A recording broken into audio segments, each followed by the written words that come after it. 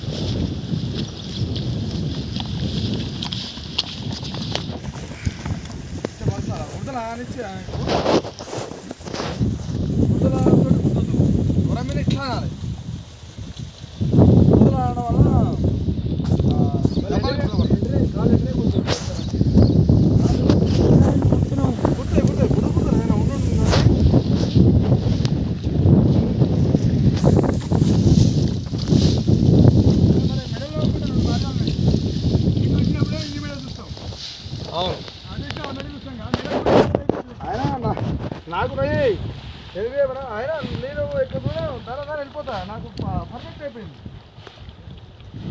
ఆధ్వర్యంలో నాకపల్లి మండలంలో బ్రాహ్మణవిల్లంల గ్రామంలో మన మోదుగు శేఖర్ రెడ్డి ఒక వరి పంట క్షేత్రంలో నేరుగా వెదజల్లి లేదా మన డ్రమ్సీడర్ ద్వారా మన వరి విత్తనాలను వేసే పద్ధతిని ఈరోజు మనం ఇక్కడ చూడడం జరిగింది.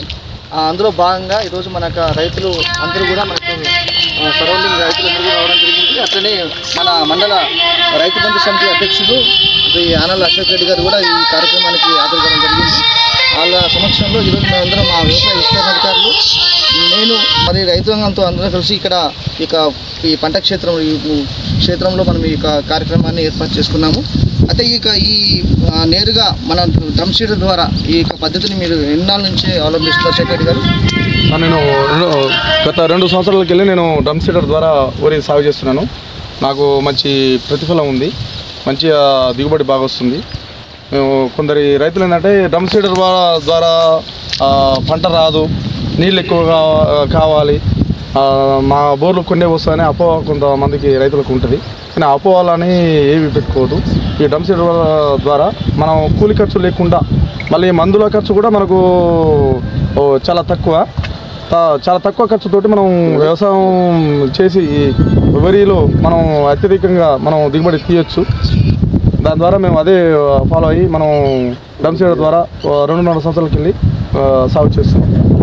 సో ఇప్పుడు 2 సంవత్సరాల నుంచి మీరు సాగు చేస్తున్నారు, కానీ ఇక్కడ మాకు ప్రతి సంవత్సరం వీళ్ళు చేస్తున్నారు. కానీ మేము ఈసారి మా డిపార్ట్మెంట్ తరఫున కమిషనర్ గారి ఆదేశాల మేరకు ప్రతి ఒక్క గ్రామంలో కొన్ని ఈ డెమాన్స్ట్రేషన్స్ ఇట్లాంటి మన నేరుగా వెదజల్లడం కానీ, లేదా మన ఫాస్ఫరస్ సాల్బిలైజింగ్ బ్యాక్టీరియా, అట్లనే మనం వేసే పచ్చి రొట్టె ఎరువులు, జనుము, జీలిగా ఇట్లాంటి వాటిని కూడా మనం ఎంకరేజ్ చేసుకుంటూ ప్రతి ఒక్క గ్రామంలో వీటిని మనం ఈ యొక్క కార్యక్రమాలను ఏర్పాటు చేస్తున్నాము.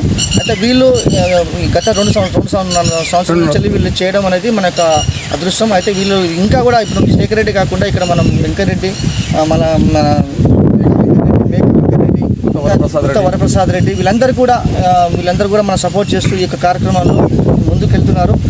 ఈ రైతాంగం ద్వారా మనం నేర్చుకోవాల్సింది ఏంటంటే, ముఖ్యంగా రైతు సొంత మాటలతోనే మనం విన్నాం ఏంటంటే, ఆయన అనుభవం దృష్ట్యా దీని ద్వారా ఆయనకు మనం కూలీల ఖర్చు తగ్గించుకోవడం కాకుండా విత్తనం ఖర్చు తగ్గుతుందని చెప్పాడు.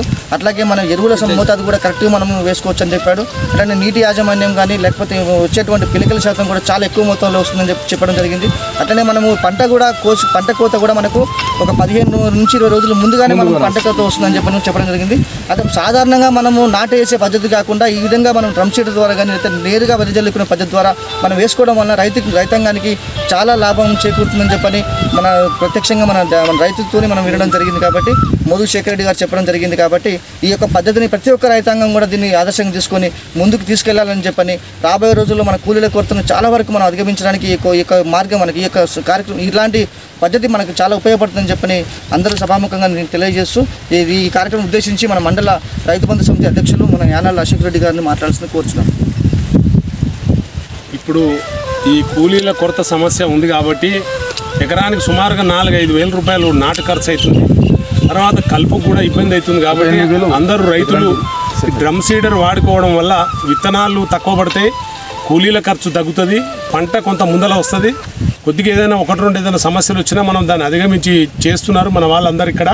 మంచి లాభాలు వస్తున్నాయి. కాబట్టి రైతులందరూ డ్రమ్ సీడ్నే వాడాలని కోరుతున్నాం. లేదా వేరే పద్ధతి